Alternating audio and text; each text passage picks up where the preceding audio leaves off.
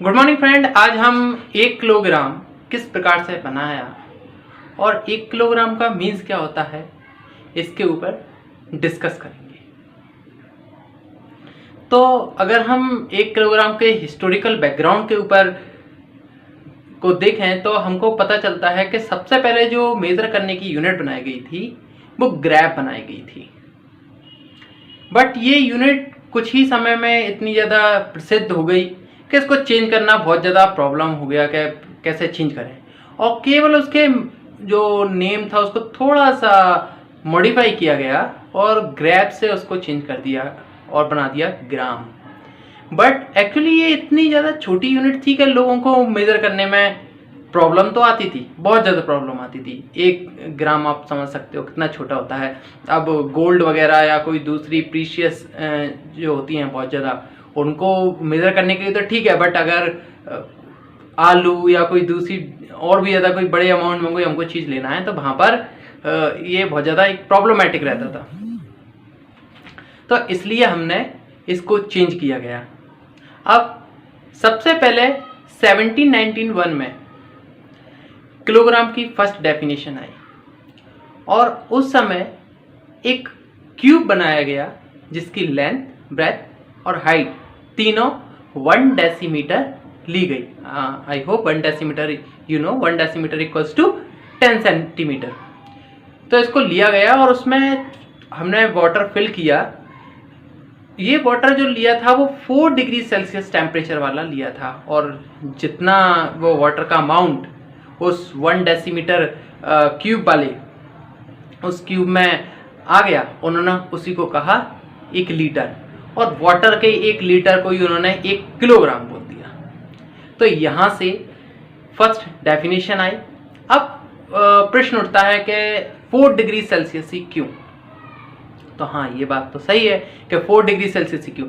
देखिए, अभी मैं आपको बताऊं कि 4 डिग्री सेल्सियस एक ऐसा टेम्परेचर है जिस पर वाटर की जो डेंसिटी होती है सबसे ज़्यादा हाईएस्ट होती है, सबसे ज़्यादा हाईएस्ट। आपको पता है जब आप और ज़्यादा कम टेम्परेचर पे जाते हो तो वाटर का स्ट्रक्चर एक स्पेशल स्ट्रक्चर कवर कर लेता है, वो अपने आप को चेंज कर लेता है, जिससे कि जो वाटर होता है उसका वॉल्यूम बढ़ जाता है। और जबकि अपन उससे हायर टेम्परेचर पे जाएंगे तो उसकी डेंसिटी इसी प्रकार से घटेगी, ठीक है, क्योंकि मास तो कांस्टेंट रहेगा बट वॉल्यूम चेंज हो जाएगा। अगर फिर भी आपको कोई डाउट है 4 डिग्री सेल्सियस के बारे में तो आप मुझसे कमेंट करके पूछ सकते हो।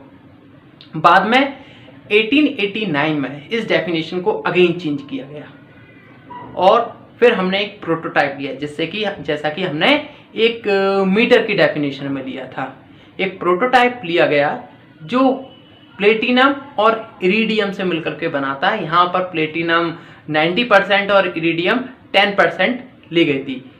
इस जो प्रोटोटाइप हमने लिया था सिलेंडर, इसकी एक स्पेशल क्वालिटी ये थी कि जितनी इसकी हाइट थी उतना ही इसका डायमीटर था, मतलब कि इसकी हाइट और डायमीटर दोनों इक्वल थी। और इसको इंटरनेशनल जो वेट एंड मेजरमेंट का ब्यूरो है सैब्रे नियर पेरिस, वहां पर इसको प्रिजर्व्ड कर दिया। बट फिर प्रॉब्लम आने लगी। बट हाँ, सॉरी, मैं एक बार भूल गया कि आपसे मैंने लास्ट सीरीज में एक क्वेश्चन पूछा था कि हमने प्लेटिनम और इरिडियम का ही अलॉय क्यों लिया, तो उसका क्वेश्चन मैं देना चाहूँगा। देखिए, प्लेटिनम और इरिडियम का जो अलॉय होता है ये सबसे ज़्यादा लेस रिएक्टिव अलॉय है, मतलब कि ये अपने सराउंडिंग से सबसे ज़्यादा कम रिएक्ट करता है, मतलब कि इसका कोरोजन नहीं होता, और भी जितनी ऑक्सीडेशन है या रिडक्शन है ये बहुत कम इस टाइप की रिएक्शंस में पार्टिसिपेट करता है। इसलिए हमने स्पेशली इरिडियम और प्लेटिनम का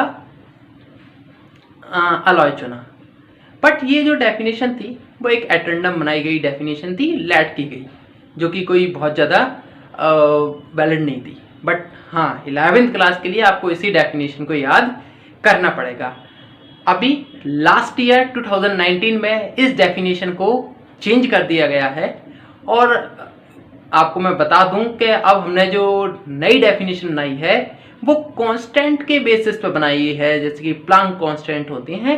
तो हमने एक नए कांस्टेंट के बेसिस पर हमने इस डेफिनेशन को बना लिया है। तो I hope it will be sufficient for you.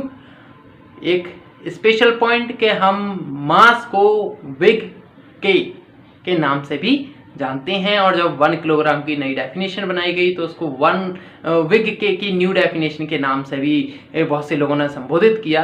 तो आपको मैं बता दूं कि 2019 में 2019 में ये डेफिनेशन चेंज हो गई है, बट अब भी आपके एग्जाम के पर्पस के लिए ये सफिशिएंट है।